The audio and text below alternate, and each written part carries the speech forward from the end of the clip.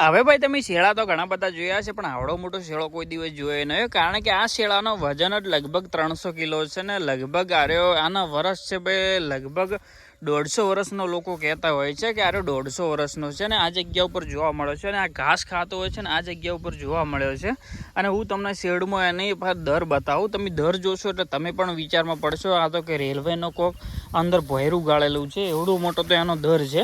એટલે ઘણા લોકો તો આવું માનતા નથી કે આવું ના હોય, પણ હકીકતની અંદર આ શેળો એવડો જોવા મળ્યો છે અને શેળાની હાઈટ જ 10 ફૂટ છે અને તમે જુઓ તો એ ઊંચો કેટલો છે। એટલે લોકો એમ કહે છે કે ભાઈ આટલો ઊંચો તો ભાઈ શેળો ના હોય, પણ હકીકતની અંદર આ જગ્યા ઉપર જોવા મળે ને એટલે લોકોને એવું ખબર પડી કે હા હકીકતની અંદર ભાઈ આવડો મોટો પણ શેળો હોય છે। એટલે આ શેળાને કોઈ માનતા નથી કે આવું બધું ખોટું છે, પણ ખોટું ના હોય ભાઈ, હકીકતની અંદર આવડો મોટો આ શેળો છે।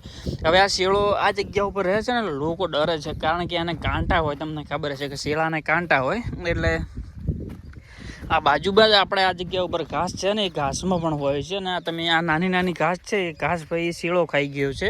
એટલે શેળો ઘાસ ખાય તો તમને ખબર હશે, કારણ રાતના છે ને એ ફરતો હોય અને એ દડા જેવો થઈ જાય, એટલે આ જગ્યા ઉપર એ શેળો જોવા મળ્યો છે। એટલે શેળો લોકો એમ કહે છે ભાઈ કે આ શેળો જુઓ તમે, ખાલી કે આવડો શેળો તો તમે કોઈ દિવસ જોયો નહીં।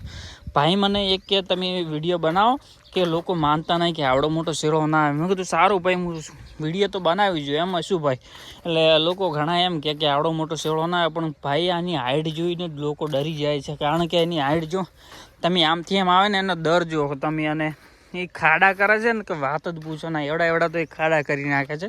એટલે ઘણા લોકો તો એવું કહે છે ભાઈ કે આવડો શેળો તો ના હોય, પણ હકીકતની અંદર આ શેળો જોવા મળે છે। એટલે એના કારણે આ શેળો વિશે આજે આપણે જાણવાનું છે। એટલે જાણીને આપણે એવું કહે છે લોકો કે આ શેળો રહ્યો ને કંઈક એવું છે કે લગભગ 150 વર્ષ આજુબાજુ આની ઉંમર છે, પણ હકીકતની હવે આની અંદર કેટલી ઉંમર છે તો આપણને ખબર નથી, પણ જ્યારે જોશું ત્યારે આપણને ખબર પડશે કે આવડો મોટો પણ શેળો હોઈ શકે છે। એટલે આ શેળા વિશે એવું લોકો કહે છે કે આ કંઈક બહારથી આવે છે કે કોઈ ટ્રેનમાં લાવ્યો છે। ભાઈ ટ્રેનમાં તો કોણ લાવે, અને હું તમારા ખેતર વચ્ચે એની ભોજે એ ભોજ બતાવું એટલે તમને ખબર પડશે કે હા આ કેવડો મોટો શેળો છે। ઘણા લોકો તો માનવા તૈયાર થાય કે આવડો મોટો શેળો ના હોય ભાઈ, પણ મેં તો જોયો ને ત્યારે મને ખબર પડી કે આવડો મોટો પણ શેળો હોય।